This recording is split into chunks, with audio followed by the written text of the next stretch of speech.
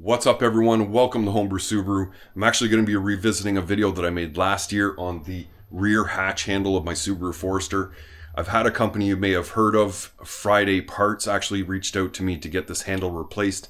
They sent it to me a little while back, I just haven't got around to installing it because of the Christmas break. And well, today's that day. Now believe it or not, since FridayParts actually sent me the handle, I never even opened this bag to check it out inside. And it just looks like a basic, white box, completely sealed up, keep it waterproof. Bunch of Chinese labeling on it. As far as I know, they are a Chinese company. I reviewed their website. They have a pile of good parts on there that are hard to get at a very reasonable price. A company I've never used before, but hopefully I will be using them in the future. And that does look like the handle. Looks like the proper guy. Doesn't appear to come with new hardware. Now you can obviously see the simplicity behind these handles. Construction and quality seems very close to what Subaru would be making. What happens to these is the rod gets rusted up and then it seizes in those hinges. The spring gets weak, and then when you go to pull on the handle, it actually stays open and you actually have to push it closed for the door to latch. But this one obviously works fine being brand new. So let's get it stuffed in there. Now getting the panel off is pretty straightforward. We got these kind of lock tab retainers on the bottom here. Just take a pick, get underneath of them. They pop right out. They may separate into two pieces, but you can just stick them right back together. Now I do actually have to get rid of this little ring that coming off this chain for the inner release that I put on in that last video that I made. This just allows me to pull this little chain and it'll actually release the latch from the inside so I can pop the hatch door open. And here on the right side, we've got the handle. It's just got these little covers that kind of pop open. They would actually stay part of the handle, but mine have broken off. Yours may do the same. It's old plastic, kind of to be expected. And then it's just the two Phillips screws that hold the handle on. And all that's left are the push pins that are in behind the panel, kind of pushed up into the door. I find the easiest way to release them is just kind of grab the panel from the inside near the window or the glass and just start pulling down and popping them out to release. Wow, they almost all let go in that first shot. And then there might be a couple here at the back here. Some of those retainer pins may not actually pop off with the panel, and you might have to actually get them out of the door and replace them back into it. Now the handle itself won't actually remove from the door unless we take off this rear trim piece or valance.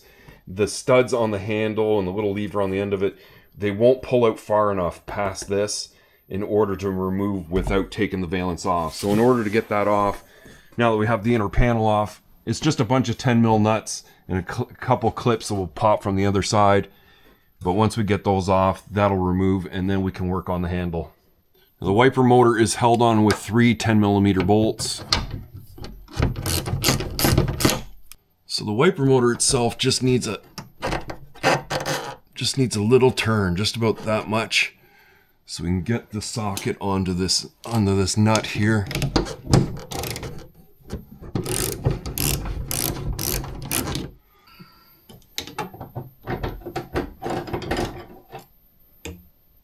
Okay, with all the nuts off, that panel should just pop off the other side.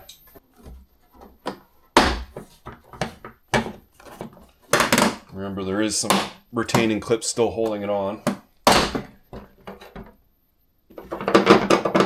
And I should be able to pull out the handle far enough to get the cable off, I'm hoping. Oh. Just like that. So here's the handle. The last time I had this out, I left it soaking in some penetrating fluid. And I mean, it freed it up quite a bit to be able to use the handle. But it just, with that spring so weak, it has no tension at all to return and shut itself. So getting that replacement is kind of a win at this point. And well, the life of Homebrew Subaru, it turns out that the handle they sent me is actually the wrong handle. It is too small and it mounts up a little differently. I see, it has pretty much the same function. It looks like it would take the cable in the same manner, but I'm literally going to have to try and retrofit this to the door to see if I can make it work. Other than that, I've kind of wasted my time here. and I really don't appreciate that.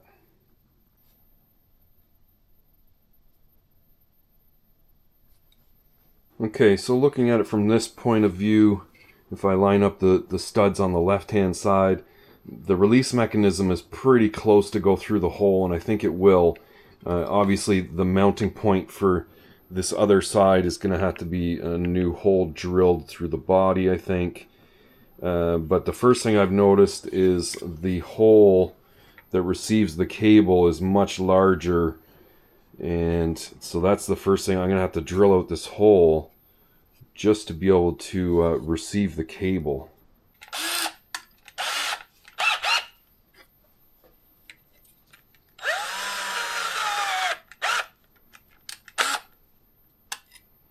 Of course, I have to do this without snapping that plastic as well.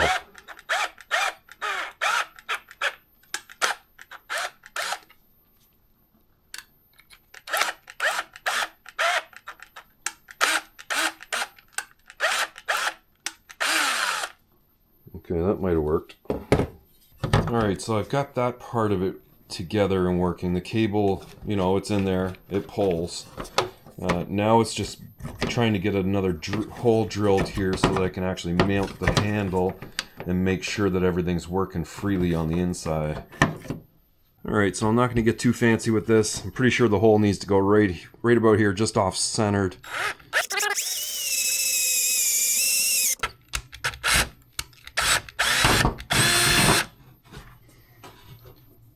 I'm going to step it up a bit here to get the hole bigger.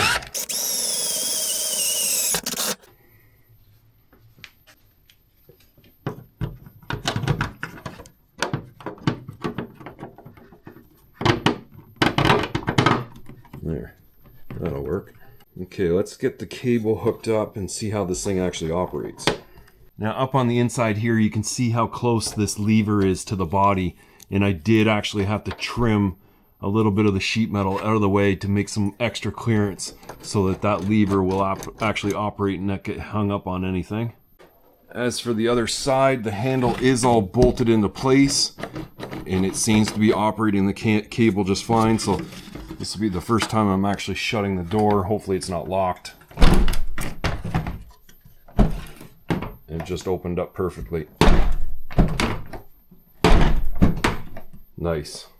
Before I put this panel back on, I'm going to take a little bit of fluid film and just shoot it into those hinges just to make sure this thing works brand new in 5 years from now. So I am just going to start slapping this all back together. I'm sure you can, if you've gotten it apart, you can certainly get it back together on your own. Let's see how well this thing works. Oh yeah.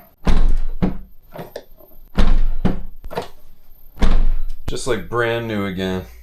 And well, that is how to replace your hatch handle on a Subaru Forester, and likely in the same years, Impreza Wagon, Legacy, Outback, they're likely all going to be the same design. Now, it's really too bad that handle wasn't correct for my application. I have a feeling that maybe, you know, it's designed for the JDM market or Australian market. It's really too hard for me to say. And fortunately, I was able to actually retrofit it to my Forester and make it work. Hopefully, you don't run into the same type of thing if you order that part from FridayParts. Because I've looked through the aftermarket, I can't find those handles anywhere, and you know, the likeliness of seeing a picture of one compared to another, I mean, they look almost identical unless you had a measuring tape and really started to stare at it. I even thought the two parts were the same when I took it out of the bag, so you have to be really careful of that. You may have to send it back and get something else. But if you liked this video, make sure to like, share, and subscribe, and I'll see you in the next one.